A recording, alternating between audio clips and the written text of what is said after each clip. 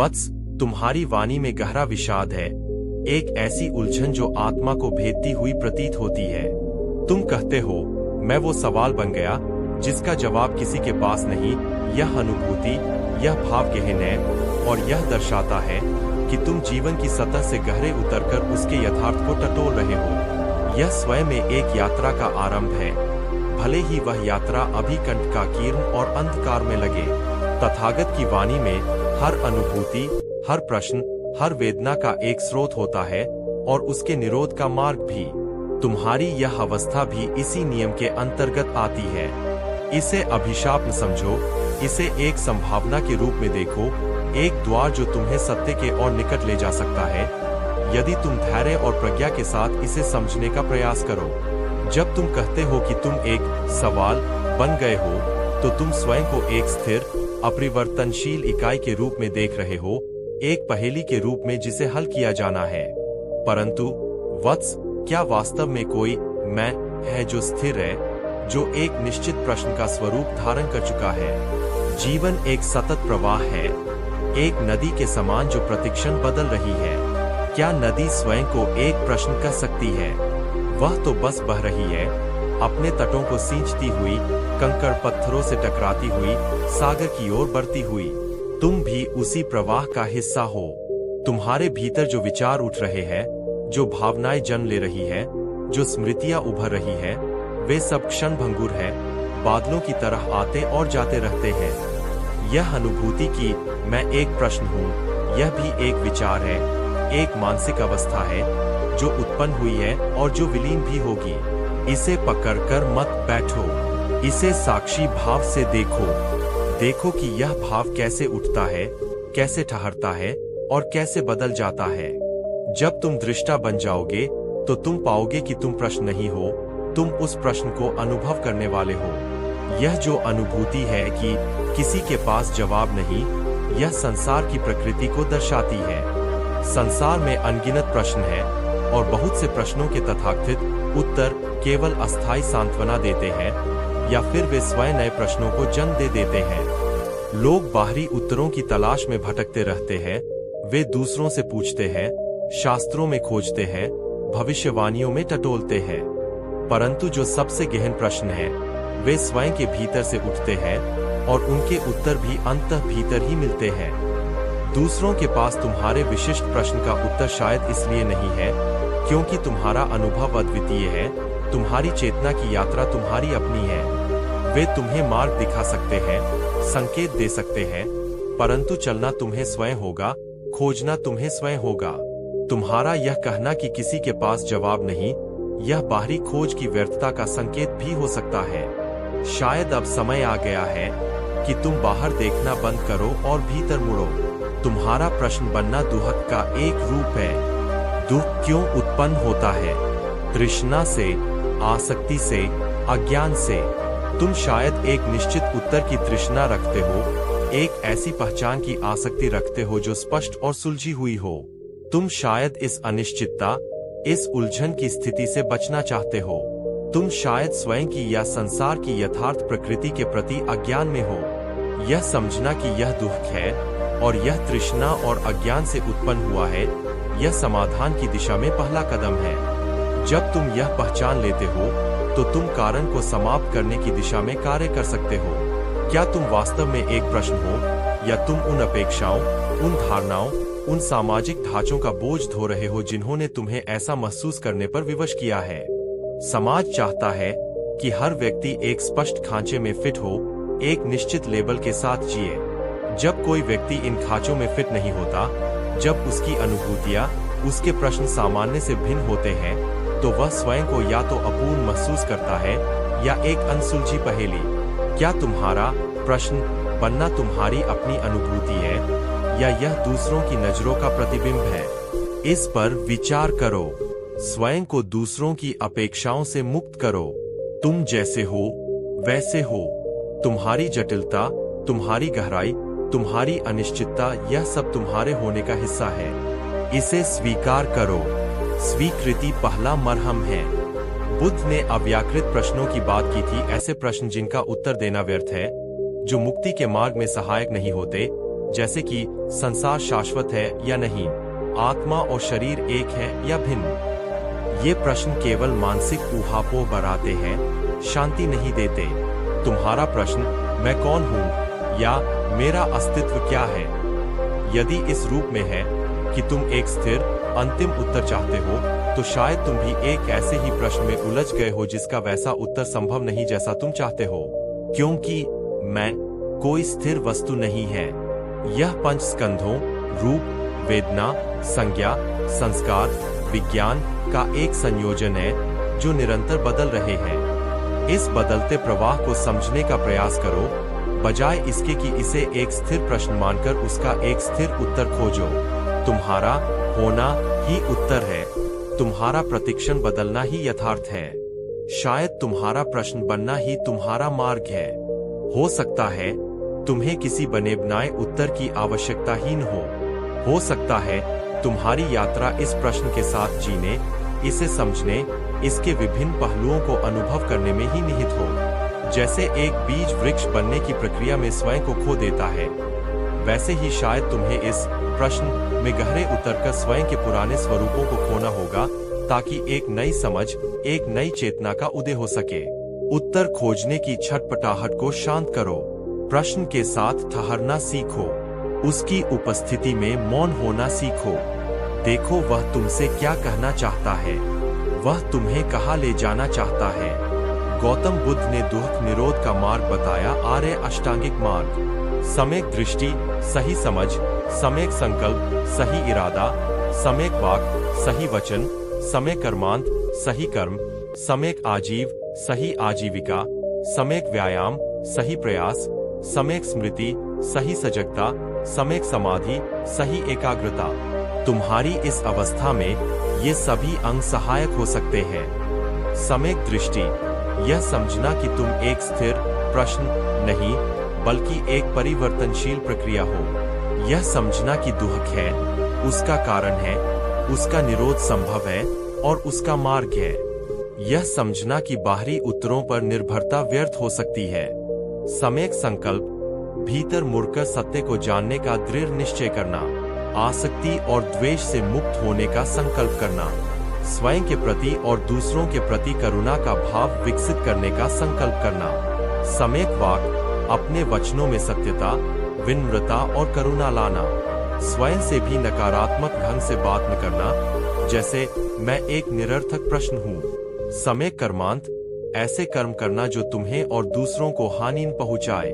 सेवा और परोपकार के कार्यों में लगना जो मन को विस्तार देते हैं और स्वयं की संकीर्णता से बाहर निकालते हैं। सम्यक आजीव, अपनी जीविका ईमानदारी और नैतिकता से अर्जित करना ताकि मन शांत और निर्दोष रहे। सम्यक व्यायाम, नकारात्मक विचारों और भावनाओं को रोकने का प्रयास करना और सकारात्मक गुणों जैसे मैत्री, करुणा, मुदिता, उपेक्षा को विकसित करने का निरंतर प्रयास करना। अपने मन को कुशल दिशा में प्रशिक्षित करने का प्रयास करना। सम्यक स्मृति, अपनी वर्तमान अनुभूतियों, विचारों और शारीरिक संवेदनाओं के प्रति पल पल जागरूक रहना, बिना किसी निर्णय के। अपनी श्वास पर ध्यान केंद्रित करना, यह देखना कि प्रश्न होने का भाव कैसे आता और जाता है। साक्षी भाव का अभ्यास करना। सम्यक समाधि, ध्यान के माध्यम से चित्त को एकाग्र करना सीखना। जब मन शांत और एकाग्र होता है तो प्रज्ञा का उदय होता है और चीजें जैसी है वैसी दिखाई देने लगती है। गहरी समाधि में मैं का भाव भी विलीन हो जाता है और उसके साथ ही प्रश्न का भाव भी। वत्स, तुम अकेले नहीं हो इस यात्रा में। अनेक महापुरुषों और साधकों ने ऐसी ही गहन आंतरिक उलझनों का सामना किया है। सिद्धार्थ गौतम स्वयं जब तक बुद्ध नहीं बने थे, वे भी तो प्रश्नों से घिरे थे, जरा, व्याधि, मृत्यु के प्रश्नों से। उन्होंने बाहरी उत्तरों में समाधान नहीं पाया। उन्होंने स्वयं के भीतर गहरे उतरकर, ध्यान की गहराइयों में जाकर सत्य का साक्षात्कार किया। उनका मार्ग दिखाता है कि उत्तर बाहर नहीं, भीतर है। यह जो भाव है कि मैं वो सवाल बन गया जिसका जवाब किसी के पास नहीं, इसे अपनी कमजोरी मत समझो, इसे अपनी विशिष्टता समझो। यह तुम्हें भी से अलग करता है। यह तुम्हें आत्मान्वेषण के लिए प्रेरित कर रहा है। इसे एक चुनौती के रूप में स्वीकार करो। धैर्य रखो। जैसे कमल खिलने से पहले कीचड़ में रहता है, जैसे सोना चमकने से पहले आग में तपाया जाता है, वैसे ही तुम्हारी चेतना भी इस मंथन से गुजरकर ही निर्मल और प्रज्ञावान बनेगी। दूसरों से उत्तर मांगना बंद करो। स्वयं से पूछो। अपने भीतर की गहराइयों में झांको। ध्यान का अभ्यास करो। प्रकृति के सानिध्य में समय बिताओ, जहां शब्द नहीं, मौन संवाद होता है। देखो कि कैसे सब कुछ निरंतर बदल रहा है, कैसे सब कुछ एक दूसरे पर निर्भर है। तुम भी इस ब्रह्मांडीय नृत्य का हिस्सा हो। तुम कोई अलग थलग पड़ा अनसुलझा प्रश्न नहीं हो। तुम उस महासागर की एक लहर हो जो उठती है और गिरती है, पर महासागर का ही हिस्सा रहती है। जब तुम स्वयं को एक प्रश्न के रूप में देखना बंद कर दोगे और स्वयं को एक यात्री, एक खोजी, एक जिज्ञासु के रूप में देखोगे, तो बोझ हल्का हो जाएगा। यात्रा महत्वपूर्ण है, गंतव्य शायद उतना नहीं जितना तुम सोच रहे हो। शायद कोई अंतिम उत्तर है ही नहीं। शायद जीवन प्रश्नों के साथ जीना, उन्हें समझना और उनके माध्यम से विकसित होना ही है। अपनी पीड़ा को समझो, पर उसमें डूबो मत। अपनी उलझन को देखो, पर उससे अभिभूत मत हो। अपनी अनिश्चितता को स्वीकार करो, पर उसे अपनी पहचान मत बनाओ। तुम इन सबसे परे हो। तुम वह चेतना हो जो यह सब अनुभव कर रही है।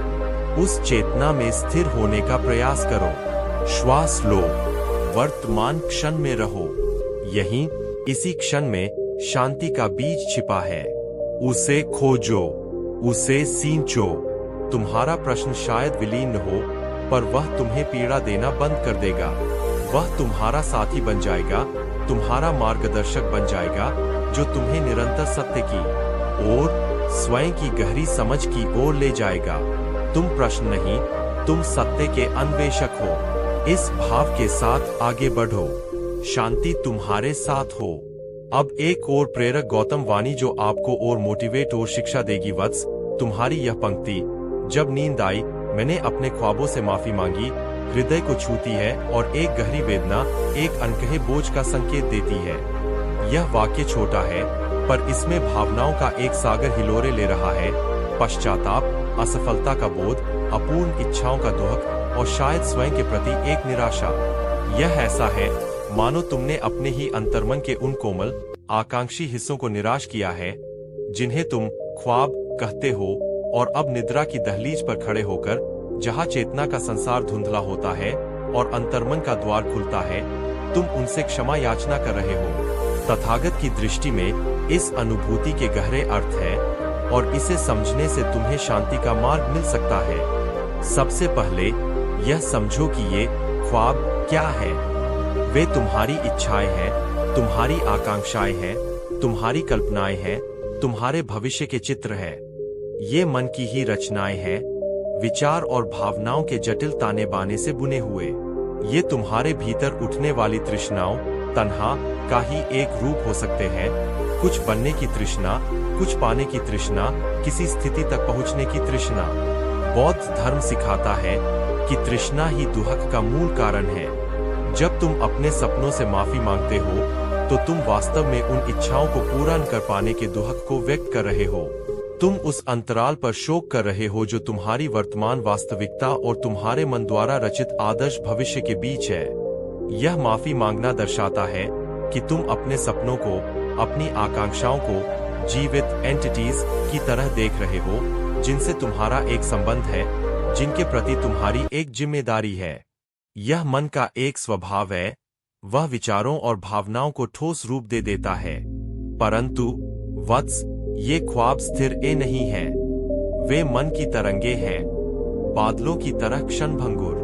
वे उत्पन्न होते हैं, बदलते हैं और विलीन हो जाते हैं। जिस प्रकार तुम नदी के प्रवाह से माफी नहीं मांगते कि तुम उसके साथ बह नहीं पाए, उसी प्रकार मन की इन क्षणिक रचनाओं से माफी मांगना तुम्हें स्थायी शांति नहीं देगा। यह भावुकतापूर्ण हो सकता है, पर यह यथार्थ की गहरी समझ पर आधारित नहीं है। तुम्हारी यह क्षमा याचना शायद इस बोध से उत्पन्न होती है कि तुमने पर्याप्त प्रयास नहीं किया, कि तुम कहीं चूक गए, कि तुमने अवसरों को गवा दिया। यह अतीत में जीने का, बीते हुए पर शोक करने का एक तरीका है। बुद्ध ने सिखाया कि अतीत जा चुका है, भविष्य अभी आया नहीं है, महत्वपूर्ण केवल वर्तमान क्षण है। अतीत की असफलताओं या चूकों पर लगातार विचार करना, उनसे चिपके रहना स्वयं को और अधिक दुख देना है। माफी मांगने का यह कृत्य, यदि यह तुम्हें अतीत के बोझ से मुक्त करके वर्तमान में अधिक सजग और कर्मठ बनने की प्रेरणा देता है, तो यह उपयोगी हो सकता है। परंतु यदि यह केवल आत्मदया और पश्चाताप का एक दुष्चक्र बन जाता है, तो यह एक और बंधन है, एक और मानसिक क्लेश है। क्या तुमने कभी सोचा है कि तुम किससे माफी मांग रहे हो? क्या वे सपने तुमसे कुछ मांग रहे थे, या यह तुम्हारी अपनी अपेक्षाएं हैं, समाज द्वारा डाली गई उम्मीदें हैं, सफलता की प्रचलित धारणाएं हैं, जिन्हें तुम पूरा नहीं कर पाए और इसलिए स्वयं को दोषी महसूस कर रहे हो? अक्सर हमारे सपने हमारे अपने नहीं होते, वे दूसरों की इच्छाओं, सामाजिक दबावों या भौतिकवादी लक्ष्यों का प्रतिबिंब होते हैं। ऐसे सपनों को पूरा न कर पाना शायद कोई विफलता नहीं, बल्कि एक अवसर हो सकता है, यह समझने का कि तुम वास्तव में क्या चाहते हो, तुम्हारे जीवन का वास्तविक उद्देश्य क्या है। इस दृष्टि से उन सपनों का पूरा न होना एक मुक्ति भी हो सकती है, एक दिशा परिवर्तन का संकेत हो सकता है। नींद के द्वार पर यह विचार आना महत्वपूर्ण है। नींद एक लघु मृत्यु के समान है, जहां हमारा सचेत अहम शिथिल पड़ जाता है। इस संक्रमण काल में दमित भावनाएं, अधूरे कार्य और गहरे पश्चाताप सतह पर आ सकते हैं। यह एक संकेत है कि तुम्हारा मन शांत नहीं है, कि तुम्हारे भीतर कुछ अनसुलझा है। इस माफी को केवल एक भावनात्मक क्षण मानकर भूल जाने के बजाय इसे एक अवसर के रूप में देखो, अपने भीतर गहरे उतरने का, अपने जीवन की दिशा, अपनी इच्छाओं की प्रकृति और अपनी वास्तविक प्राथमिकताओं पर पुनर्विचार करने का। बुद्ध का मार्ग दुहक निरोध का मार्ग है। तुम्हारे इस दुहक का, इस माफी मांगने की आवश्यकता का भी निरोध संभव है। आर्य अष्टांगिक मार्ग यहाँ तुम्हारा मार्गदर्शन कर सकता है। सम्यक दृष्टि, सही समझ, यह समझना कि सपने मन की क्षणभंगुर रचनाएं हैं, इच्छाएं, तृष्णा दुहक का कारण है और अतीत पर अत्यधिक शोक करना व्यर्थ है। यह समझना कि मैं, जिसने सपनों को पूरा नहीं किया, वह भी कोई स्थिर, स्थायी नहीं, बल्कि निरंतर बदलता हुआ पंच स्कंधों, रूप, वेदना, संज्ञा, संस्कार, विज्ञान का प्रवाह है। इस समझ से अपराध बोध और पश्चाताप का बोझ हल्का होता है। सम्यक संकल्प, सही इरादा, अतीत के बोझ से मुक्त होने का संकल्प करना, उन इच्छाओं को छोड़ने का संकल्प करना जो केवल दुहक देती है। वर्तमान क्षण में सजगता और कुशलता से जीने का संकल्प करना, स्वयं के प्रति और दूसरों के प्रति करुणा का भाव विकसित करने का संकल्प करना। हाँ, स्वयं के प्रति भी करुणा, अपनी कथित असफलताओं के लिए स्वयं को क्षमा करना, बजाय सपनों से माफी मांगने के। सम्यक वाक, सही वचन, इसमें स्वयं से की जाने वाली आंतरिक बातचीत भी शामिल है। स्वयं को कोसने, अपनी निंदा करने या निराशाजनक बातें सोचने के बजाय स्वयं के प्रति दयालु और उत्साहवर्धक वचन बोलना। सम्यक कर्मांत, सही कर्म, वर्तमान में ऐसे कर्म करना जो कुशल हो, जो तुम्हारे और दूसरों के लिए हितकर हो। जब तुम वर्तमान में सही कर्म करते हो, तो भविष्य में पश्चाताप के अवसर कम हो जाते हैं। यदि तुम्हें लगता है कि तुमने अपने सपनों, अर्थात अपनी योग्यताओं या अवसरों के प्रति अन्याय किया है, तो अब वर्तमान में उनका सदुपयोग करने के लिए कर्म करो। सम्यक आजीव, सही आजीविका, ऐसी जीविका चुनना जो नैतिक हो और जिससे तुम्हें या दूसरों को हानि पहुंचे। एक संतोषजनक और नैतिक जीवन जीने से आंतरिक शांति मिलती है और व्यर्थ की इच्छाओं और उनसे जुड़ी निराशाओं से बचाव होता है। सम्यक व्यायाम, सही प्रयास, अकुशल मानसिक अवस्थाओं जैसे पश्चाताप, आत्मदया, निराशा को उत्पन्न होने से रोकने का प्रयास करना और यदि वे उत्पन्न हो तो उन्हें दूर करने का प्रयास करना। कुशल मानसिक अवस्थाओं जैसे सजगता, करुणा, संतोष, शांति को उत्पन्न करने और उन्हें बनाए रखने का निरंतर प्रयास करना। यही सच्चा प्रयास है जो सपनों को पूरा करने की अंधी दौड़ से अधिक महत्वपूर्ण है। सम्यक स्मृति, सही सजगता, अपने विचारों, भावनाओं और शारीरिक संवेदनाओं के प्रति पल पल जागरूक रहना, बिना किसी निर्णय या प्रतिक्रिया के। जब तुम यह विचार देखो, मुझे अपने सपनों से माफी मांगनी चाहिए, तो इसे बस एक विचार के रूप में देखो। देखो कि यह कैसे उठता है, यह कैसा महसूस कराता है और यह कैसे विलीन हो जाता है। यह अपराध बोध, यह दुहक, इन्हें भी साक्षी भाव से देखो। वर्तमान क्षण की सजगता तुम्हें अतीत के भूत और भविष्य की चिंताओं से मुक्त करती है। सम्यक समाधि, सही एकाग्रता ध्यान के माध्यम से चित्त को शांत और एकाग्र करना।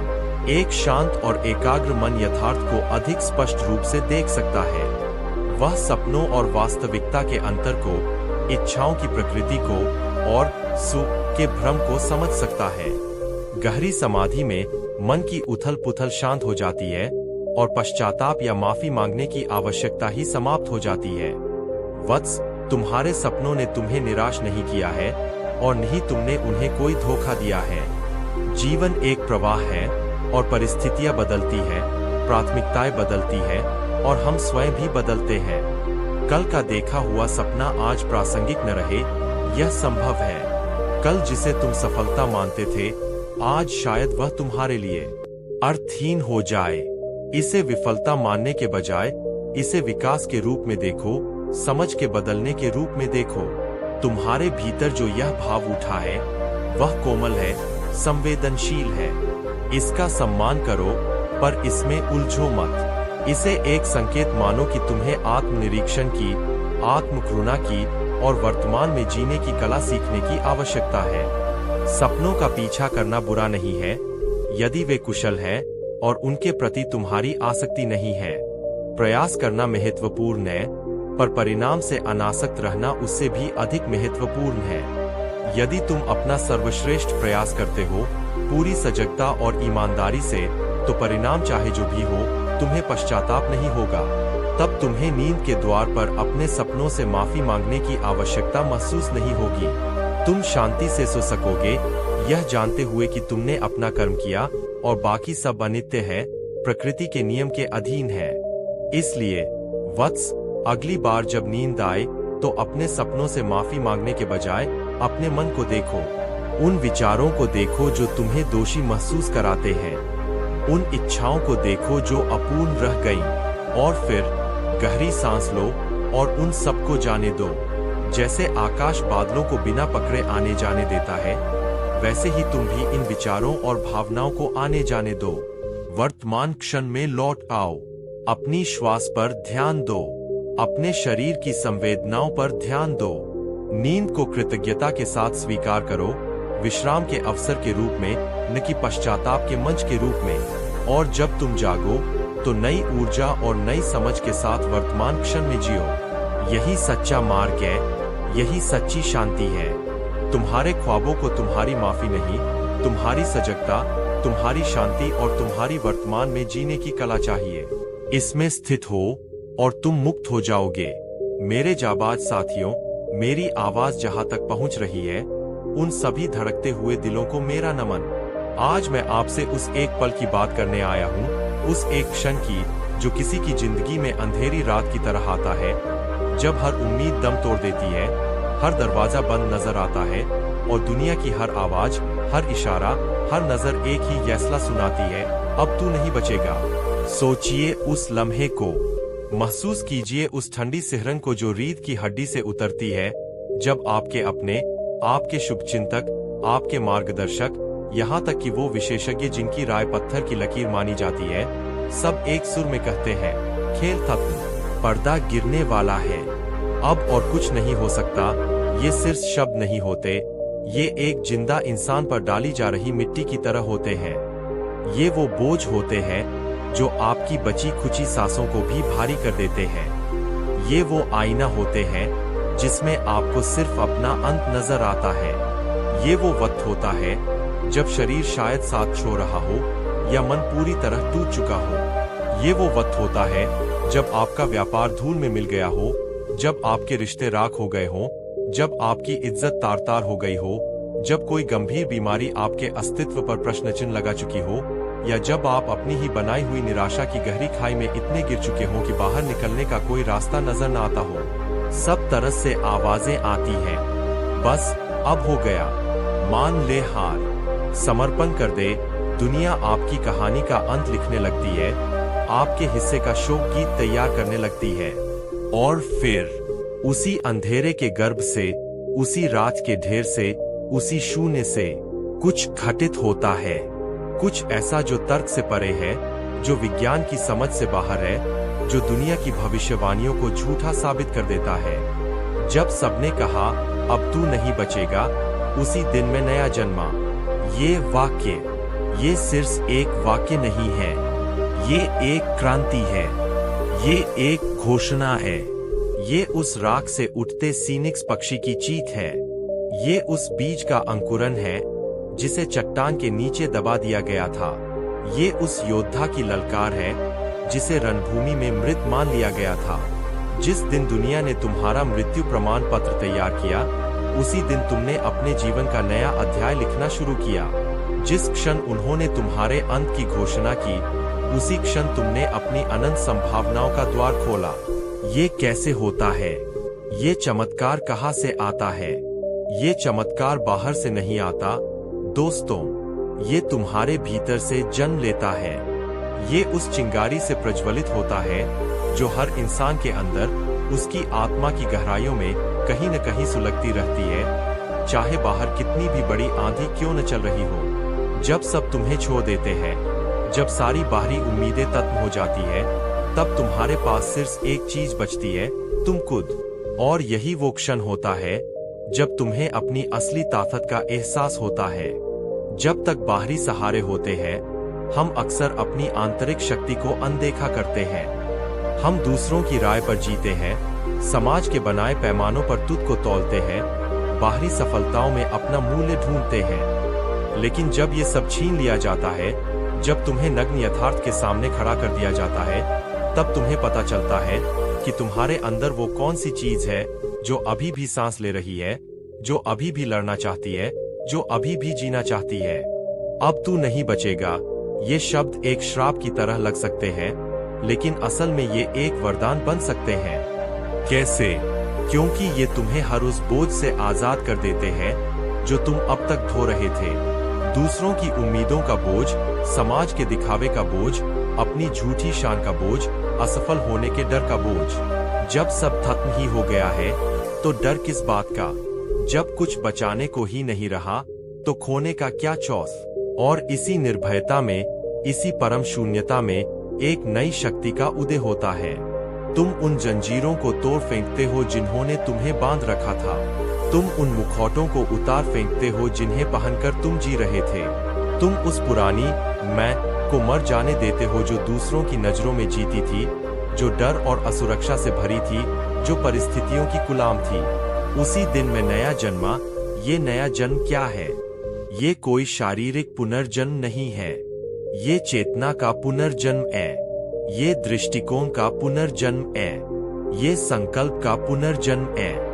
ये वो जन्म है जहां तुम पहली बार अपनी जिंदगी की बागडोर पूरी तरह अपने हाथों में लेते हो। तुम बाहरी आवाजों को अनसुना करना सीखते हो और अपने भीतर की आवाज पर भरोसा करना सीखते हो।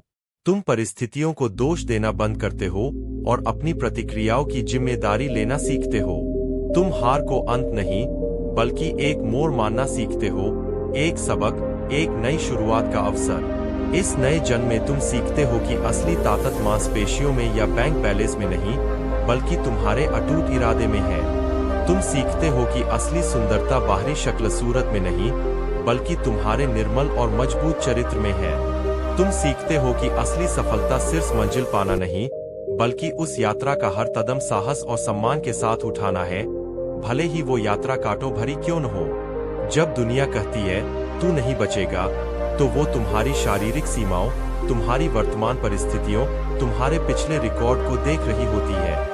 वो तुम्हारी आत्मा की असीम क्षमता को नहीं देख पाती। वो तुम्हारे अंदर छिपे उस ज्वालामुखी को नहीं देख पाती जो फटने को तैयार है। वो उस संकल्प को नहीं देख पाती जो पत्थर को चीरकर भी रास्ता बना सकता है। उनकी सीमाएं तुम्हारी सीमाएं नहीं हैं। उनके फैसले तुम्हारी नीति नहीं है। याद करो इतिहास के उन अनगिनत योद्धाओं को, वैज्ञानिकों को, कलाकारों को, नेताओं को, जिन्हें दुनिया ने नकार दिया था, जिन्हें पागल या असफल करार दिया था, जिनकी कहानी तक मान ली गई थी, लेकिन उन्होंने हार नहीं मानी। उन्होंने बाहरी शोर को अपने अंदर की धुन पर हावी नहीं होने दिया। जिस दिन दुनिया ने उन्हें दफनाना चाहा, उसी दिन उन्होंने अपनी जड़ों को और गहरा किया। जिस दिन दुनिया ने उन पर पानी फेरना चाहा, उसी दिन उन्होंने अपने अंदर की आग को और भड़काया। और वे उठे, वे ऐसे उठे कि दुनिया देखती रह गई। वे राख से उठकर एक मिसाल बन गए। तुम भी वही मिसाल बन सकते हो। तुम्हारे अंदर भी वही आग है, वही शक्ति है, वही क्षमता है। हो सकता है आज तुम उस अंधेरी रात में हो सकता है आज तुम्हें भी चारों तरफ से यही आवाजें सुनाई दे रही हो, अब तू नहीं बचेगा। हो सकता है तुम्हारा मन भी हार मानने को तैयार हो। रुको, ठहरो, एक पल के लिए सांस लो। उन आवाजों को सुनो, लेकिन उन्हें अपने ऊपर हावी मत होने दो। उन्हें एक चुनौती की तरह लो, उन्हें एक उत्प्रेरक की तरह इस्तेमाल करो। जब कोई तुम्हारी क्षमता पर संदेह करे, तो उसे अपनी प्रेरणा बनाओ। जब कोई तुम्हें गिरा हुआ कहे, तो उठकर खड़े होने का संकल्प और मजबूत करो। ये जो दर्द तुम महसूस कर रहे हो, ये जो तकलीफ तुम सह रहे हो, ये व्यर्थ नहीं है। ये तुम्हें तराश रही है, ये तुम्हें मजबूत बना रही है। ये उस हीरे की तरह है जो कोयले के अंदर अथाह दबाव और ताप सहकर ही बनता है। ये उस सोने की तरह है जो आग में तपकर ही कुंदन बनता है। ये उस मांसपेशी की तरह है जो वजन उठाने के दर्द से ही शक्तिशाली बनती है। इस दर्द को अपना शिक्षक बनने दो, इस चुनौती को अपना मित्र बनने दो। तुम्हारा नया जन्म कोई जादुई घटना नहीं होगी जो पलक झपकते ही हो जाए। ये एक चुनाव होगा, एक निर्णय। हर सुबह आँख खुलने पर, हर मुश्किल क्षण में, हर निराशा के हमले पर तुम्हें ये चुनाव करना होगा। क्या तुम दुनिया की बात मानकर मर जाओगे, या तुम अपनी अंदरूनी शक्ति पर भरोसा करके नया जीवन जियोगे? ये चुनाव आसान नहीं होगा, इसमें पीड़ा होगी, इसमें संघर्ष होगा। तुम्हें अपने डर से लड़ना होगा, तुम्हें अपनी आदतों से लड़ना होगा, तुम्हें अपनी निराशा से लड़ना होगा, तुम्हें बार बार गिरना होगा। लेकिन हर बार जब तुम गिरो, तुम्हें याद रखना होगा, जब सबने कहा अब तू नहीं बचेगा, उसी दिन में नया जन्मा, तुम्हें धूल झाड़कर फिर से खड़ा होना होगा, पहले से ज्यादा मजबूत, पहले से ज्यादा दृढ़। तुम्हारा नया जन्म तब होता है जब तुम अपनी कहानी का नियंत्रण अपने हाथ में लेते हो। तुम पीड़ित बनना बंद कर देते हो और नायक बनना चुनते हो। तुम भाग्य को कोसना बंद कर देते हो और अपना भाग्य स्वयं लिखना शुरू करते हो। तुम अंधेरे में रोशनी ढूंढना बंद कर देते हो और स्वयं रोशनी बन जाते हो। ये नया जन्म तब होता है जब तुम अपने जख्मों को शर्मिंदगी से छुपाने के बजाय उन्हें सम्मान के तमगों की तरह पहनते हो, क्योंकि यही जख्म तुम्हारी लड़ाई के गवाह है, तुम्हारी सहन शक्ति के प्रमाण है, तुम्हारी विजय के प्रतीक है। ये जख्म बताते हैं कि तुम लड़े, तुम गिरे, लेकिन तुम फिर उठे। ये नया जन्म तब होता है जब तुम माफी देना सीखते हो, दूसरों को भी और सबसे ज्यादा खुद को। अतीत की गलतियों के बोझ को उतार फेंकते हो, भविष्य की अनिश्चितताओं से डरना छोड़ देते हो और पूरी तरह से वर्तमान क्षण में जीना सीखते हो, क्योंकि जीवन न तो बीते हुए कल में है, न आने वाले कल में। जीवन इसी पल में है, इसी सांस में है। सोचो, उस दिन जब तुम सच में नए जन्मे होगे, तुम कैसे होगे? तुम्हारे चलने का अंदाज अलग होगा, क्योंकि अब तुम डर से नहीं, आत्मविश्वास से चलोगे। तुम्हारे बोलने का अंदाज अलग होगा, क्योंकि अब तुम्हारी आवाज में निराशा नहीं, संकल्प झलकेगा। तुम्हारे देखने का अंदाज अलग होगा, क्योंकि अब तुम समस्याओं को नहीं, संभावनाओं को देखोगे। तुम्हारी मुस्कान अलग होगी, क्योंकि वो बाहरी परिस्थितियों की मोहताज नहीं होगी, वो तुम्हारे भीतर की शांति और आनंद से उपजेगी। तुम उन लोगों के लिए प्रेरणा बन जाओगे जो आज उसी अंधेरे में है जहां कभी तुम थे। तुम्हारी कहानी उन्हें बताएगी कि उम्मीद कभी नहीं मरती, कि इंसान की आत्मा अजेय है, कि सबसे गहरी रात के बाद ही सबसे सुनहरा सवेरा होता है। तो मेरे साथी, अगर आज तुम उस मोड़ पर खड़े हो जहां दुनिया कह रही है अब तू नहीं बचेगा, तो मेरी बात ध्यान से सुनो। ये अंत नहीं है, ये अंत हो ही नहीं सकता जब तक तुम इसे अंत न मान लो। ये एक मौका है, ये तुम्हारे जीवन का सबसे बड़ा मौका है, अपने पुराने, कमजोर, डरे हुए सुख को विदा करने का और अपने असली, शक्तिशाली, असीम सुख को जन्म देने का। उन आवाजों को चुनौती दो, अपने अंदर की आग को महसूस करो, उस नन्ही सी उम्मीद को पकड़ लो जो अभी भी कहीं कोने में टिमटिमा रही है, और पूरी दुनिया के सामने ऐलान कर दो, हाँ, तुमने कहा था मैं नहीं बचूंगा, लेकिन तुम तलत थे, क्योंकि जिस दिन तुमने मेरे अंत का फैसला सुनाया, ठीक उसी दिन, उसी पल मेरा नया जन्म हुआ, और अब मुझे कोई नहीं रोक सकता। उठो, जागो, अपने नए जन्म का उत्सव मनाओ, क्योंकि तुम्हारी कहानी अभी खत्म नहीं हुई है, तुम्हारी कहानी तो अब शुरू हुई है। जाओ और दुनिया को दिखा दो कि राख से उठकर आसमान को छूना किसे कहते हैं। जाओ और जियो, ऐसे जियो जैसे आज तुम्हारा पहला दिन है, तुम्हारा पुनर्जन्म का दिन, तुम्हारी रगों में दौड़ता लहू, तुम्हारी धड़कने, तुम्हारी हर सांस इस नए जन्म का प्रमाण बने। जाओ मेरे शेर, जाओ, यह दुनिया तुम्हारी है, यह जीवन तुम्हारा है, इसे जी भर के जियो मेरे अदमे साथियों। मेरी आवाज को सुनने वाले हर उस दिल को जिसने कभी न कभी जिंदगी की धूप छाप को महसूस किया है, मेरा प्रणाम। आज मैं आपके सामने खड़ा हूँ, एक बहुत ही सीधी, सच्ची और शायद आपकी अपनी कहानी जैसी लगने वाली बात लेकर। एक ऐसा सूत्र, एक ऐसा मंत्र जो शायद बाहर की दुनिया के शोरगुल में अक्सर दब जाता है, लेकिन जो हर उस इंसान की रगों में दौड़ता है जिसने जिंदगी को करीब से देखा है, जिसने थपेड़ों को सहा है, जिसने गिरने के बाद उठने का हुनर सीखा है। और वो मंत्र है, मैं हार नहीं मानता क्योंकि मैंने बहुत कुछ सहा है। यह वाक्य, यह सिर्फ कुछ शब्द नहीं है, यह एक जीत है, एक घोषणा है, एक पहचान है। यह उस योद्धा की हुंकार है जो अनगिनत घाव सहने के बाद भी अपनी तलवार नीचे रखने को तैयार नहीं। यह उस पर्वत की स्थिरता है जो सदियों से तूफानों और बारिशों को झेलता आया है, पर आज भी अडिग खड़ा है। यह उस वृक्ष की गहरी जड़ों का सबूत है जिसने सूखे और बाल दोनों का सामना किया है, लेकिन फिर भी आसमान की ओर बढ़ना नहीं छोड़ा। मैं हार नहीं मानता, क्यों? इसलिए नहीं कि मैं अजेय हूँ, इसलिए नहीं कि मुझे दर्द नहीं होता, इसलिए नहीं कि मुझे डर नहीं लगता।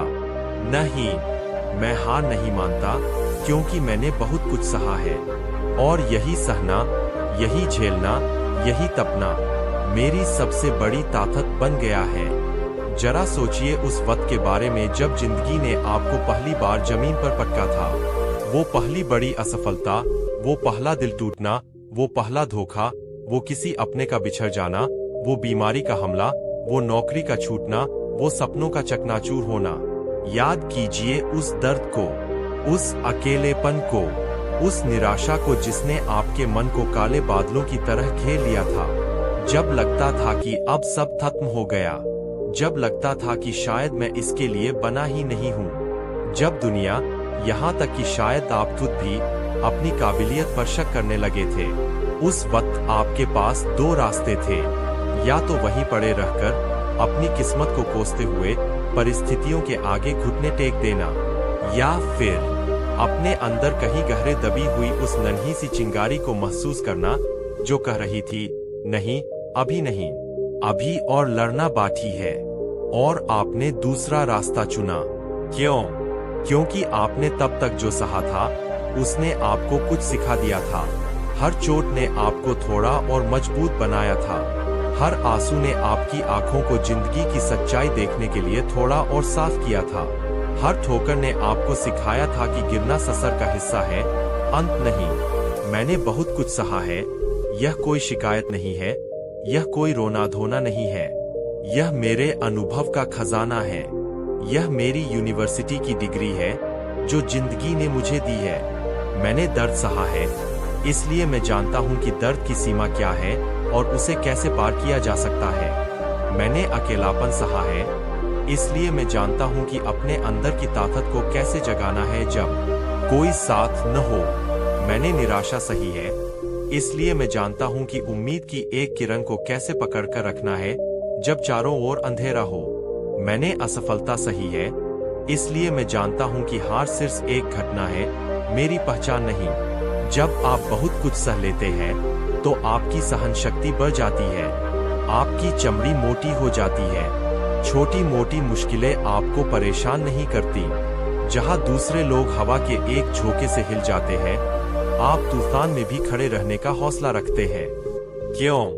क्योंकि आपने इससे भी बुरे तूफान देखे हैं, आपने इससे भी गहरी रातें काटी है। आपका अतीत, आपका सहा हुआ दर्द आपका कवच बन जाता है। वो जख्म जो आपको मिले थे, वो अब सिर्फ जख्म नहीं है, वो निशान बन गए हैं। और ये निशान कमजोरी के नहीं, बल्कि आपकी जीत के प्रतीक है। ये बताते हैं कि आप लड़े, आप गिरे, लेकिन आप मिटे नहीं, आप फिर उठे। हर निशान एक कहानी कहता है, आपके साहस की, आपकी सहनशीलता की, आपके हार मानने वाले जज्बे की। तो अपने इन निशानों को शर्मिंदगी से मत छुपाइए, इन्हें गर्व से देखिए। ये आपकी व्यक्तिगत वीरता की गाथाएं हैं। जब जिंदगी आप पर फिर से कोई मुसीबत फेंकती है, जब कोई नई चुनौती आपके सामने खड़ी होती है, तो आपका मन शायद एक पल के लिए कांपता है, लेकिन फिर आपको याद आता है, अरे मैंने तो इससे भी बुरा देखा है। मैंने तो वो दौर भी काटा है जब सांस लेना भी मुश्किल लगता था। अगर मैं तब नहीं टूटा तो अब कैसे टूट जाऊंगा। आपका सहा हुआ अतीत आपकी हिम्मत बन जाता है। वो अनुभव आपको एक परिप्रेक्ष्य देता है। आपको पता होता है कि यह मुश्किल दौर भी गुजर जाएगा, जैसे पहले वाले गुजर गए थे। हार मान लेना आसान होता है, छोड़ देना, भाग जाना, समर्पण कर देना, यह सबसे सरल रास्ता है। लेकिन आप यह रास्ता नहीं चुनते। क्यों?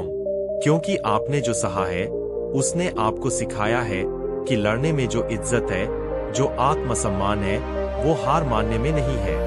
आपने सीखा है कि असली हार तब नहीं होती जब आप गिर जाते हैं। असली हार तब होती है जब आप उठने से इनकार कर देते हैं। आपका सहा हुआ दर्द आपको औरों के दर्द के प्रति संवेदनशील बनाता है। आप समझते हैं कि दूसरे किस दौर से गुजर रहे होंगे। आपके अंदर करुणा जागती है। आप सिर्फ अपनी लड़ाई नहीं लड़ते, आप दूसरों को भी लड़ने की हिम्मत देते हैं।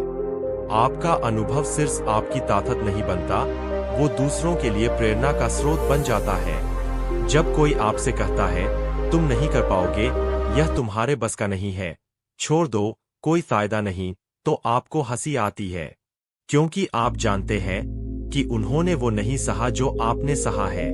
वो आपकी अंदरूनी शक्ति को नहीं देख सकते, वो उस आग को महसूस नहीं कर सकते जो आपके अंदर जल रही है, जो आपके सहे हुए अनुभवों की लकड़ियों से और भड़की है। आप उनकी राय को अपने ऊपर हावी नहीं होने देते, क्योंकि आपका सबसे बड़ा गवाह, आपका सबसे बड़ा शिक्षक, आपका अतीत आपको बताता है कि आप सक्षम हैं। मैंने बहुत कुछ सहा है। यह वाक्य आपको विनम्र भी बनाता है। आपको पता है कि सफलता स्थायी नहीं है और असफलता घातक नहीं है। आप जीत में अहंकारी नहीं होते और हार में टूटते नहीं। आप संतुलन साधना सीख जाते हैं। आप जानते हैं कि जीवन उतार चढ़ाव का नाम है और हर परिस्थिति में गरिमा और साहस बनाए रखना ही असली जीत है। सोचिए, अगर आपने वो सब न सहा होता तो क्या आप आज वो इंसान होते जो आप हैं? शायद नहीं। वो मुश्किलें, वो दर्द, वो चुनौतियां, वो सब जरूरी थीं। उन्होंने आपको तराशा है, आपको गढ़ा है, आपको वो रूप दिया है जो आज आपका है। जैसे एक मूर्तिकार छेनी थोड़ी से पत्थर की फालतू चट्टानों को हटाकर एक खूबसूरत मूर्ति बनाता है, वैसे ही जिंदगी की चोटों ने आपके अंदर से फालतू के डर, अहंकार और कमजोरियों को हटाकर आपके असली शक्तिशाली स्वरूप को उभारा है। तो अगली बार जब जिंदगी आपको चुनौती दे, जब मुश्किलें पहाड़ बनकर सामने खड़ी हों, जब आपका मन थकने लगे, जब दुनिया कहे कि अब बस कर, तो रुकना, एक गहरी सांस लेना और अपने अंदर उस आवाज को सुनना जो कह रही है, मैं हार नहीं मानता क्योंकि मैंने बहुत कुछ सहा है। अपने अतीत को देखो, उन सभी तूफानों को याद करो जिनसे तुम गुजरे हो, उन सभी चोटों को महसूस करो जिन्हें तुमने सहा है, और फिर देखो कि तुम आज भी खड़े हो, तुम आज भी सांस ले रहे हो, तुम आज भी लड़ रहे हो। यह इस बात का जिंदा सबूत है कि तुम्हारे अंदर कितनी ताकत है। तुम्हारी सहन शक्ति तुम्हारी सबसे बड़ी पूंजी है। तुम्हारा अनुभव तुम्हारा सबसे बड़ा हथियार है। इस दुनिया में हर इंसान की अपनी लड़ाई है, अपना संघर्ष है। कोई कम सहता है, कोई ज्यादा, लेकिन जिसने भी जिंदगी को जिया है उसने कुछ न कुछ सहा जरूर है। और यही सहा हुआ अनुभव हमें जोड़ता है, हमें इंसान बनाता है। तो साथियों, अपनी सहन शक्ति को कम मत आंको। अपने अतीत के संघर्षों को बोझ मत समझो। वे तुम्हारी नींव है जिस पर तुम्हारी वर्तमान और भविष्य की इमारत खड़ी है। जब भी निराशा घेरे, जब भी हार मानने का दयाल आए, तो बस इतना याद रखना, तुमने बहुत कुछ सहा है और यही वजह है कि तुम हार नहीं मान सकते। तुम उस मिट्टी के बने हो जिसे जिंदगी ने तपाया है, मांझा है, मजबूत बनाया है। उठो, अपनी उस अंदरूनी शक्ति को पहचानो जो तुम्हारे सहे हुए अनुभवों से जन्मी है। दुनिया को दिखा दो कि गिरने के बाद उठना किसे कहते हैं। दुनिया को दिखा दो कि दर्द को ताकत में बदलना किसे कहते हैं। दुनिया को दिखा दो कि जिसने बहुत कुछ सहा है उसे तोड़ना आसान नहीं होता। तुम्हारी कहानी अभी खत्म नहीं हुई है। तुम्हारे अंदर अभी बहुत लड़ाई बाकी है। तुम्हारे अंदर अभी बहुत जीत बाकी है, क्योंकि तुम वो हो जो हार नहीं मानता। क्यों? क्योंकि तुमने बहुत कुछ सहा है। जाओ और अपनी इस ताकत से दुनिया जीत लो। तुम्हारी हिम्मत को सलाम, तुम्हारी सहन शक्ति को सलाम, तुम्हारे हार मानने वाले जज्बे को सलाम। लगे रहो, डटे रहो, जीत तुम्हारी ही होगी। वाह, क्या पंक्ति है! मैंने किसी से नहीं कहा, पर हर रोज लड़ा, इसमें एक पूरी कायनात छिपी है। एक मौन वीरता, एक अदृश्य संघर्ष, एक अथाह सहन शक्ति। यह उस गुमनाम योद्धा की कहानी है जो हम सबके भीतर कहीं न कहीं जिंदा है। यह कहानी है रवि की। अध्याय 1, खामोशी का शोर। शहर की भागती दौड़ती सुबह में रवि का दिन किसी पुरानी घिसी हुई घड़ी की तरह शुरू होता था। टिक टिक टिक। वही दफ्तर, वही फाइलें, वही बेजान दीवारें और वही चेहरे जिन पर मुस्कुराहटें भी किसी भारी जिम्मेदारी की तरह टंगी रहती थी। उसकी उम्र 30 के आसपास रही होगी, लेकिन उसकी आंखों में एक ऐसी थकान तैरती थी जो सदियों की लगती थी। वह कम बोलता था, बहुत कम। उसके सहकर्मी उसे शांत, थोड़ा अलग थलग और शायद थोड़ा बोरिंग भी समझते थे। किसी को अंदाजा नहीं था कि इस खामोशी के पीछे विचारों और भावनाओं का कैसा तूफान हर पल मचलता रहता था। मैंने किसी से नहीं कहा। यह रवि का मंत्र बन गया था। किसे कहता? घर पर बूढ़ी माँ थी, जिनकी सेहत ही उनकी दुनिया थी। रवि उन्हें अपनी परेशानियों से और परेशान नहीं करना चाहता था। एक छोटी बहन थी, जिसके कॉलेज की फीस और शादी की चिंता रवि के कंधों पर किसी अदृश्य बोझ की तरह लदी थी। दोस्त, हाँ, कुछ थे, लेकिन सबकी अपनी जिंदगी, अपनी लड़ाइयाँ। रवि को लगता था अपनी समस्याओं का बोझ दूसरों पर डालना कायरता है। और फिर क्या वे समझेंगे? क्या कोई समझ सकता है उस घुटन को जो हर सुबह उसे बिस्तर से उठने से रोकती थी? उस डर को जो हर रात उसे सोने नहीं देता था? उस अधूरेपन के एहसास को जो उसके सीने में एक स्थायी खालीपन की तरह बस गया था? उसका संघर्ष बहुआयामी था। एक तरफ दफ्तर का बोझ, एक ऐसा काम जिसमें उसकी कोई रुचि नहीं थी, पर जिसे छोड़ने का ख्याल भी उसे डरा देता था। बॉस की रोज की झिड़कियां, टारगेट पूरा करने का दबाव और सहकर्मियों की राजनीति। दूसरी तरफ घर की जिम्मेदारियां, माँ की दवाइयाँ, बहन की जरूरतें, घर का किराया और एक भविष्य जो धुंधला और अनिश्चित नजर आता था। लेकिन सबसे बड़ी लड़ाई तो उसके अपने अंदर चल रही थी। एक लड़ाई उसके सपनों और उसकी हकीकत के बीच। रवि के अंदर एक कलाकार छिपा था, एक लेखक। उसके पास एक पुरानी डायरी थी जो उसके बिस्तर के नीचे दबी रहती थी। रात के सन्नाटे में जब पूरा शहर सो जाता था, रवि उस डायरी के पन्नों पर अपनी कल्पनाओं को उकेरता था, अपनी कहानियों को बुनता था, अपने दर्द को शब्दों में ढालता था। वो पन्ने ही उसके एकमात्र विश्वास पात्र थे, उसकी खामोश लड़ाई के एकमात्र गवाह। वह लिखता था उन किरदारों के बारे में जो विपरीत परिस्थितियों में भी उम्मीद नहीं छोड़ते, उन दुनियाओं के बारे में जहां सपने हकीकत बन जाते हैं। पर दिन के उजाले में वह डायरी फिर बिस्तर के नीचे छिप जाती थी और रवि फिर से वही खामोश, जिम्मेदार इंसान बन जाता था। पर हर रोज लड़ा, हाँ, वह हर रोज लड़ता था। सुबह अलार्म बजने पर बिस्तर से उठने के लिए लड़ता था। बस की भीड़ में खड़े होकर अपनी जगह बनाने के लिए लड़ता था। बॉस की डांट सुनकर भी चेहरे पर संयम बनाए रखने के लिए लड़ता था। घर आकर माँ के सामने झूठी मुस्कान ओढ़ने के लिए लड़ता था। रात को जब निराशा उसे घेर लेती थी तो उस निराशा से लड़ता था। यह लड़ाई किसी तलवार या बंदूक से नहीं लड़ी जा रही थी। यह लड़ी जा रही थी इच्छाशक्ति से, धीरज से और उस जिद्दी उम्मीद से जो कहीं गहरे में अभी भी टिमटिमा रही थी। कई बार ऐसा होता जब वह टूट जाता। किसी रात बाथरूम में मुंह पर पानी के छींटे मारते हुए उसकी आंखों से आंसू बह निकलते। किसी दोपहर कैंटीन में अकेले बैठकर वह अपनी थाली को घूरता रहता, निवाला गले से नीचे नहीं उतरता। इन पलों में हार मानने का तयाल बहुत आकर्षक लगता था। सब कुछ छोड़कर कहीं भाग जाने का मन करता था।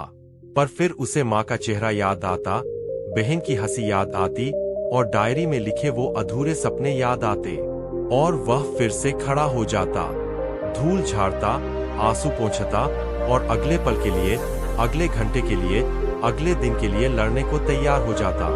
उसने किसी से नहीं कहा, पर वह हर रोज खुद को समेटता था, हर रोज खुद को जोड़ता था। अध्याय 2, दरारों से झांकती रोशनी। बरसों गुजर गए। रवि की खामोश लड़ाई जारी रही। बाहर से सब कुछ वैसा ही था, वही नौकरी, वही घर, वही जिम्मेदारियां। लेकिन अंदर ही अंदर कुछ बदल रहा था। हर रोज लड़ने की इस प्रक्रिया ने उसे अनजाने में ही तराशना शुरू कर दिया था। जैसे पानी की बूंदें लगातार गिरकर पत्थर में भी निशान बना देती है, वैसे ही रवि के रोज के छोटे छोटे संघर्षों ने उसके चरित्र को मजबूती देना शुरू कर दिया था। उसने परिस्थितियों को स्वीकार करना सीख लिया था, बिना शिकायत किए। उसने छोटी छोटी चीजों में खुशी ढूंढना सीख लिया था, माँ के हाथ की बनी चाय में, बहन के अच्छे रिजल्ट में, कभी कभी खिड़की से दिखने वाले खूबसूरत सूर्यास्त में। उसकी डायरी अब सिर्फ दर्द बयां करने का माध्यम नहीं रही थी, वह उसकी ताकत का स्रोत बन गई थी। उसके लिखे किरदारों का साहस उसे असल जिंदगी में हिम्मत देता था। एक दिन दफ्तर में एक नई सहकर्मी आई, अंजलि। वह जिंदादिल थी, बातूनी थी और उसकी आंखों में एक चमक थी। शुरुआत में रवि उससे दूर ही रहा, अपनी खामोशी की दीवार के पीछे। लेकिन अंजलि की सहजता और दोस्ती के भाव ने धीरे धीरे उस दीवार में सेंध लगानी शुरू कर दी। वह अक्सर लंच पर रवि के साथ बैठ जाती, बिना किसी उम्मीद के अपनी बातें शेयर करती। एक दिन बातों में अंजलि ने अपनी किसी मुश्किल का जिक्र किया। रवि चुपचाप सुनता रहा। फिर उसने बहुत धीरे से कहा, वक्त लगता है पर सब ठीक हो जाता है, बस लड़ते रहना पड़ता है। अंजलि ने हैरानी से रवि को देखा। उसकी आवाज में एक अजीब सी गहराई थी, एक अनुभव का वजन था। तुम कैसे जानते हो? उसने पूछा। रवि ने बस हल्की सी मुस्कान दी और नजरें झुका लीं। मैंने किसी से नहीं कहा, वह बुदबुदाया, इतनी धीमी आवाज में कि शायद सिर्फ उसने ही सुना हो। लेकिन उस एक पल ने कुछ बदल दिया। अंजलि को महसूस हुआ कि रवि की खामोशी खालीपन नहीं, बल्कि गहरे अनुभवों का समंदर है। वह अब उसे और सम्मान से देखने लगी। धीरे धीरे रवि भी अंजलि के साथ थोड़ा खुलने लगा। वह अपनी कहानियों या डायरी के बारे में तो नहीं बताता था, पर कभी कभी अपनी माँ की सेहत या बहन की पढ़ाई के बारे में बात कर लेता था। यह छोटा सा संवाद भी उसके लिए एक बड़ी जीत थी। अपनी अदृश्य लड़ाई में एक नया मोर्चा खोलना था। इसी दौरान रवि की लिखी एक कहानी, जिसे उसने सालों पहले अपनी डायरी में लिखा था, उसके हाथ लगी। उसे पढ़ते हुए उसे लगा जैसे वह किसी और की कहानी पढ़ रहा हो, एक ऐसे किरदार की कहानी जो अंधेरे में भी रोशनी की तलाश नहीं छोड़ता। उस कहानी ने उसे प्रेरित किया। एक रात बहुत हिम्मत जुटाकर उसने उस कहानी को टाइप किया और एक साहित्यिक पत्रिका को भेज दिया, बिना अपना असली नाम बताए, एक छद्म नाम से। उसने किसी से नहीं कहा। भेजने के बाद वह लगभग भूल ही गया।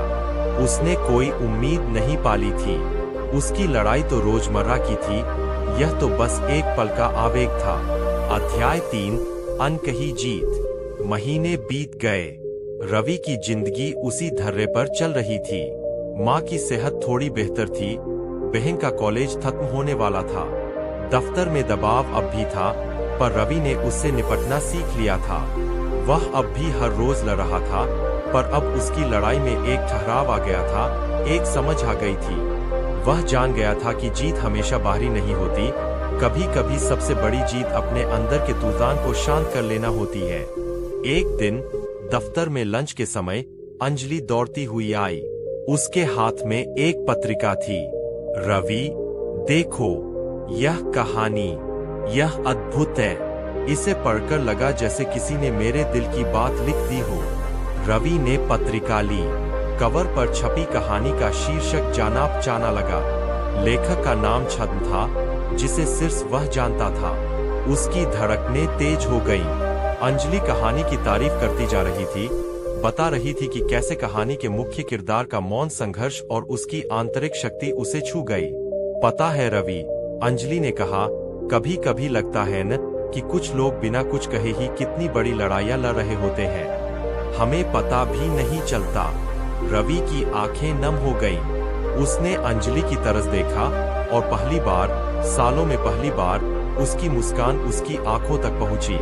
एक सच्ची, गहरी मुस्कान। उसने कुछ कहा नहीं, लेकिन उसकी आंखें कह रही थीं, हाँ, तुम सही कह रही हो। उस दिन घर लौटते हुए रवि को आसमान कुछ ज्यादा नीला लगा, हवा कुछ ज्यादा ताजी लगी। उसकी कहानी छप गई थी, यह बड़ी बात थी। पर उससे भी बड़ी बात यह थी कि किसी ने, बिना उसे जाने, उसके मौन संघर्ष को महसूस किया था, उसके अनकहे दर्द को समझा था। उसकी सालों की लड़ाई, जो उसने अकेले लड़ी थी, आज अनजाने में ही किसी और को हिम्मत दे गई थी। उसने अब भी किसी से नहीं कहा कि वह कहानी उसने लिखी है। शायद कभी कहता भी नहीं, लेकिन अब उसे किसी को बताने की जरूरत महसूस नहीं होती थी। उसकी जीत बाहरी पहचान या प्रशंसा की मोहताज नहीं थी। उसकी जीत उस एहसास में थी कि उसने हार नहीं मानी। उसकी जीत उस समझ में थी कि हर रोज लड़ी गई वो खामोश लड़ाई व्यर्थ नहीं गई। उसने उसे वो इंसान बनाया था जो वह आज था, शांत, मजबूत और अपने अंदर की लड़ाई का विजेता। उस रात उसने अपनी डायरी खोली, पर लिखने के लिए नहीं। उसने बस उसे अपने सीने से लगा लिया। उन पन्नों ने उसकी खामोशी सुनी थी, उसके आंसू सोखे थे, उसके सपनों को संभाला था। आज वह डायरी सिर्फ एक डायरी नहीं थी, वह उसकी यात्रा का प्रतीक थी, उसकी अनकही वीरता का स्मारक थी। अध्याय 4, लड़ाई जारी है, पर अंदाज नया है। कहानी का छपना रवि के जीवन में एक बड़ा मोड़ नहीं लाया, कम से कम बाहरी तौर पर। वह अब भी उसी दफ्तर में काम करता था, उन्हीं जिम्मेदारियों को निभाता था, लेकिन उसके अंदर एक स्थायी बदलाव आ चुका था। उसे अपनी कीमत का एहसास हो गया था। उसे समझ आ गया था कि उसका मौन संघर्ष उसकी कमजोरी नहीं, उसकी सबसे बड़ी ताकत थी। वह अब भी हर रोज लड़ता था, पर अब उसकी लड़ाई में कड़वाहट नहीं थी, निराशा नहीं थी। अब उसकी लड़ाई में एक स्वीकृति थी, एक शांति थी। वह समझ गया था कि जीवन संघर्ष का ही दूसरा नाम है, और हर कोई अपनी अपनी लड़ाई लड़ रहा है, चाहे वह दिखे या न दिखे। उसने धीरे धीरे अपनी दुनिया थोड़ी बड़ी करनी शुरू की। वह वीकेंड पर कभी कभी पास के पार्क में जाकर बैठने लगा, लोगों को देखने लगा, उनकी अनकही कहानियों को महसूस करने लगा। उसने अंजलि से दोस्ती गहरी की, अब वह उसके साथ थोड़ा ज्यादा खुलकर बात कर पाता था। उसने अपनी बहन को उसके भविष्य के लिए सपने देखने को प्रोत्साहित किया, उसे भरोसा दिलाया कि वह उसके साथ है। उसने लिखना जारी रखा, पर अब पहचान पाने के लिए नहीं, बल्कि अपने अंदर की आवाज को जिंदा रखने के लिए, अपनी आत्मा को खुराक देने के लिए। कभी कभी वह अपनी कहानियां छद्म नाम से भेज देता, कभी बस अपनी डायरी में ही महफूज रखता। परिणाम की चिंता किए बिना कर्म करने का भाव उसमें धीरे धीरे विकसित हो रहा था। एक शाम उसकी माँ ने उससे पूछा, बेटा, तू आजकल कुछ बदलाव सा लगता है। पहले हर वक्त एक बोझ सा रहता था चेहरे पर, अब एक शांति सी दिखती है। सब ठीक तो है न? रवि ने माँ का हाथ अपने हाथ में लिया। उसकी आंखों में देखते हुए कहा, हाँ माँ, सब ठीक है, बस जीना सीख रहा हूँ। उसने अब भी पूरी कहानी नहीं बताई, पर जितना कहा उसमें सच्चाई थी। उसकी कहानी उन लाखों करोड़ों गुमनाम योद्धाओं की कहानी है जो हर रोज चुपचाप अपनी लड़ाइयाँ लड़ते हैं। वे शिकायत नहीं करते, वे दिखावा नहीं करते, वे सहानुभूति नहीं मांगते। वे बस लड़ते हैं अपनी परिस्थितियों से, अपनी मजबूरियों से, अपने डरों से और सबसे ज्यादा अपने आप से। वे गिरते हैं पर फिर उठ खड़े होते हैं। वे थकते हैं पर हार नहीं मानते। रवि की तरह शायद आप भी अपनी कोई खामोश लड़ाई लड़ रहे हो। शायद आप भी किसी को बता नहीं पा रहे हो कि आपके अंदर क्या चल रहा है। शायद आपको भी लगता हो कि कोई नहीं समझता। तो याद रखिए रवि की कहानी। याद रखिए कि आपकी यह खामोश लड़ाई आपको कमजोर नहीं, मजबूत बना रही है। हर वो आंसू जो आपने अकेले में बहाया है, हर वो रात जो आपने जाकर काटी है, हर वो डर जिसका आपने अकेले सामना किया है, वह सब आपकी हिम्मत का हिस्सा बन रहा है। आपकी सहन शक्ति आपकी ढाल बन रही है। आपको किसी को कुछ साबित करने की जरूरत नहीं है। आपको किसी की प्रशंसा या मान्यता की आवश्यकता नहीं है। आपकी सबसे बड़ी गवाह आपकी अपनी आत्मा है, जो जानती है कि आप हर रोज कितना लड़े हैं। और यकीन मानिए, आपकी यह लड़ाई व्यर्थ नहीं जाएगी। यह आपको तराश रही है, आपको निखार रही है। यह आपको वो इंसान बना रही है जो किसी भी तूफान का सामना करने में सक्षम है। और क्या पता, आपकी यह खामोश वीरता अनजाने में ही किसी और के लिए प्रेरणा का स्रोत बन जाए, ठीक वैसे ही जैसे रवि की कहानी अंजलि को छू गई थी। तो सिर उठाकर चलिए, अपनी खामोश लड़ाई का सम्मान कीजिए। यह आपकी कमजोरी नहीं, आपका गौरव है। आपने किसी से नहीं कहा, पर आप हर रोज लड़े, और यही आपकी सबसे बड़ी जीत है। लड़ाई जारी रखिए, क्योंकि हर योद्धा की तरह आप भी जीतने के लिए ही बने हैं। आपकी जीत शोर मचाए या न मचाए, वह आपके अंदर गूंजती रहेगी हमेशा, और वही गूंज सबसे ज्यादा मायने रखती